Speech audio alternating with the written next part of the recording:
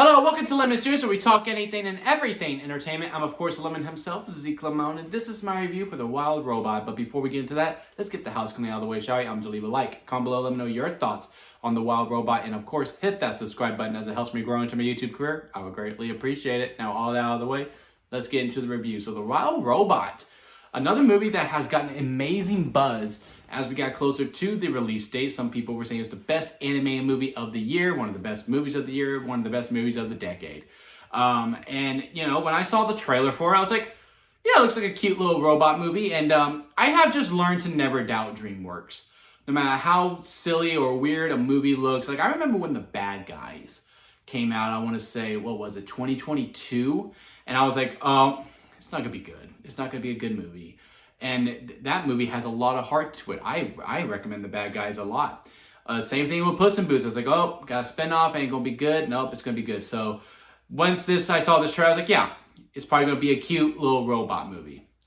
And yeah, the hype was really high for it. But again, DreamWorks has just established that, you know, that trust in them to be like, okay, they could possibly meet those expectations.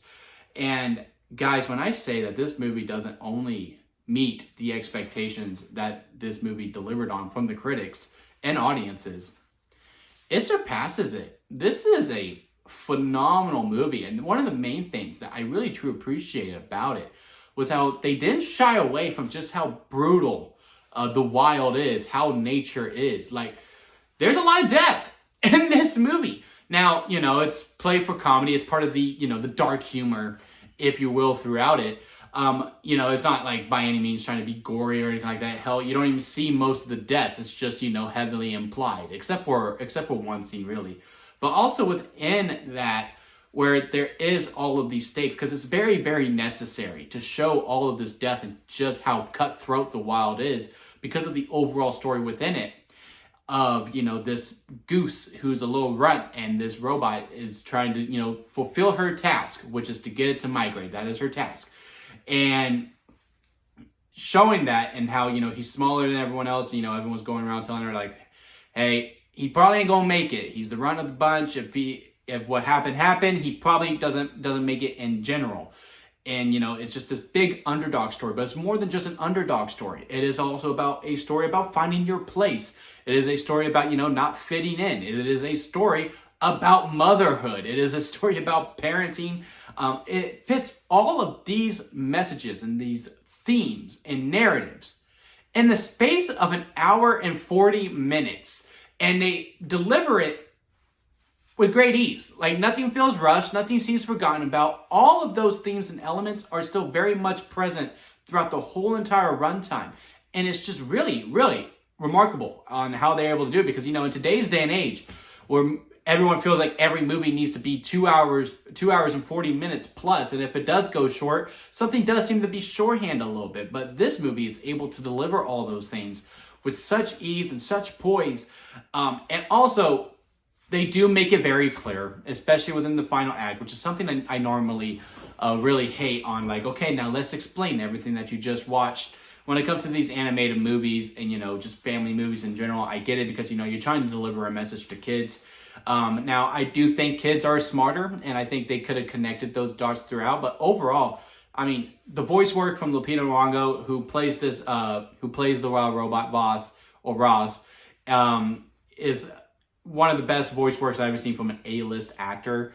I mean, she is truly one of the greatest working today. How, you know, it's like a general AI, very positive but neutral and all of this stuff. And then as it progresses, I mean, the way that they're able to get you the feel for her in a span of like 5 minutes is astonishing. Because, you know, she's like super cheery, super helpful, and just trying to get to know these animals, and then or trying to help these animals, and they're just really like, nope, get away from me, you scare me, and you just see the cracks of her just unfolding throughout, where you're like, damn, man, like I'm really feeling for this robot. Like, I felt for this robot like when I watched The Iron Giant for the first time. I cannot think of one. I honestly can't think of any criticism that I have for this film. I mean, the only thing is that, you know, maybe the final act, where, you know, they do explain the lesson of this movie, and also the final fight. But even the final fight sequences are all very, very necessary. But yeah, besides really the speech, if you will, towards the end, this is nearly a perfect movie for me. I had an absolutely great time, but I had to rank it on a lemon scale where it goes sour lemon, expired store-bought lemonade, lemonade in the middle, freshly squeezed lemonade, and then strawberry lemonade at the very top because that is the best kind of lemonade. The Wild Robot is a strawberry lemonade. I am shocked because, again, I really thought it was like, hey, it's going to be a cute little robot movie. I won't hate myself unless there is a bunch of kids in there where the parents don't really, parent the kid in the theater. I'm just saying, tell your kid to shut up. That would be the only way that I think I would hate this movie. But no, I think even if I was in a ruckus crowd, which I really wasn't, very, very, very good sold out crowd, I think I would have fell in love with this movie either way. Again, the connection I'm able to have with this robot, the connection I have with the animals, the fox that is voiced by Pedro Pascal, had a super, super attachment to it because he's not here right now. He's wanting to not be on camera. I guess I got to talk about his contract status.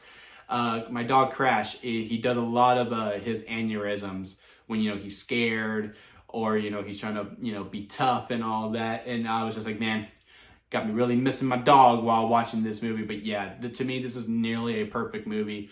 This might be this generation's Lion King. Now, before y'all kill me in the comment section, which please do, go in the comment section, let's talk about it. Before y'all kill me saying this movie ain't the Lion King, I know that.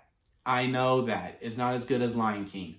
All I'm saying is, as we grow, and these kids who watch this movie for the first time grow, they're probably going to go back to this movie a lot and be like, it's one of the best movies I've ever seen. It's one of the best movies I've ever seen. It's a movie that they're going to want to show their kids, and then their kids are going to want to show their kids how we do with the Lion King. That's all I'm saying. It's going to be this generation's Lion King. I'm not saying it's as good as the Lion King. But yeah, leave a comment below. Let's talk about the Wild Robot. Leave a like if you made it this far. I do greatly appreciate it. And again, hit that subscribe button as I am trying to grow into my YouTube career. We have a lot of stuff heading your way. We got the Joker coming out on Monday. We got the Penguin coming out later tonight on this Sunday evening. We got the finale of The Lord of the Rings, Agatha All Along. We also got Monday Night Raw reviews and SmackDown reviews. It is Bad Blood week this week, so if you're into wrestling, hit that subscribe button for that. And again, many, many more are on its way. And until next time, guys, I'll see you here at Lemon Studios.